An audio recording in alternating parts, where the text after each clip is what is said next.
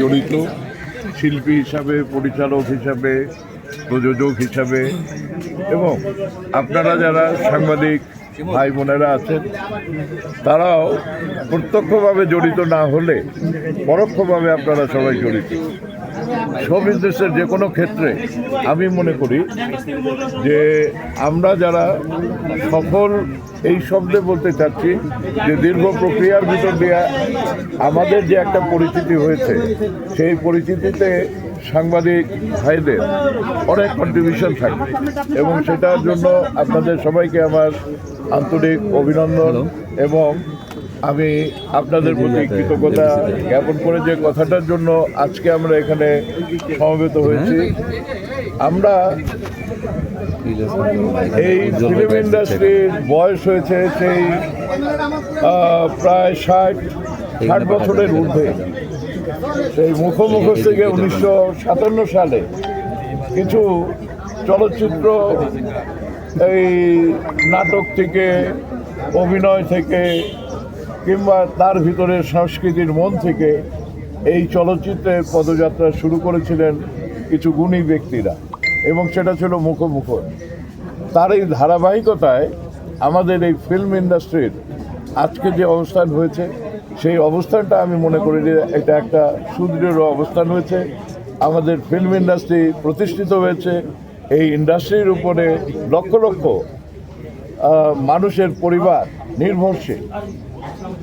আমি যেটা বোঝাতে চাইছি, অর্থনৈতিকভাবে এর উপরে নির্ভরশীল এবং সেখানে যারা যারা এটাকে এই উঁচু অবস্থানে তুলে নিয়ে গেছেন, সেই সমস্ত শিল্পী, কলা কুশলী, তারা কর্ম করেছেন দিন রাত এই এফডিসিতে। সেখান থেকে তারা সফল হয়েছেন, নামী হয়েছেন, দামি হয়েছেন, তারা প্রতিষ্ঠা পেয়েছেন। কিন্তু একটা কথা সত্য যে আমরা সবাই এই পৃথিবীতে জন্মেছি যারা, আমরা এই পৃথিবীর মায়া ত্যাগ করে চলে যাব। আমি বলতে চাচ্ছি যে আজকে দুদিন পর পর আমাদের সহকর্মী, সহশিল্পী অঞ্জনা আর প্রবীর মিত্রর যে বিষয়টা, সেই বিষয়টা ধীরে ধীরে যদি আমরা সেই আগের থেকে চিন্তা করতে থাকি, তাহলে পরে আজকে আমরা অনেককেই হারিয়েছি এবং সর্বশেষ যাকে হারালাম সেটা হলো প্রবীর মিত্র। সেই প্রবীর মিত্র সম্পর্কে আপনারা হয়তো বর্তমান সময়ের যারা আপনারা সাংবাদিক রয়েছেন, তারা ইউটিউব কিংবা ফেসবুকে পুরনো ছবি টবি দেখলে তার অভিনয় প্রতিভা সম্পর্কে আপনি জানবেন, আপনারা জানতে পারবেন।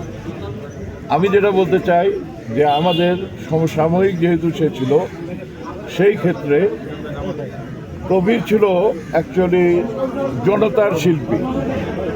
জনতার শিল্পী এই কথাটা এই জন্য বলছি যে ওর আগমন হয়েছিল আমাদের মতোই নায়ক হিসেবে এই সিনেমার পর্দাকে প্রতিষ্ঠিত করার জন্য, নিজের অবস্থানটাকে সুদৃঢ় করার জন্য।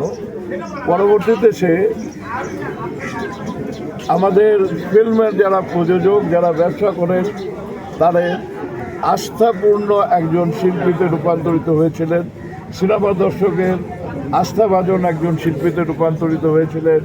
একজন পরিচালকের আস্থাভাজন শিল্পীতে উনি নিজেকে রূপান্তরিত করেছিলেন এবং যারা সিনেমার দর্শক, প্রজন্মের পর প্রজন্ম, তারা তার অভিনয় দেখেছেন এবং তাকে স্বীকৃতি দিয়েছেন যে সে আমাদের খুব প্রিয় একজন শিল্পী। তাই আমি বলতে চাইছি যে প্রবীর মিত্র ছিলেন একটা জনতার শিল্পী, চলচ্চিত্র শিল্পী।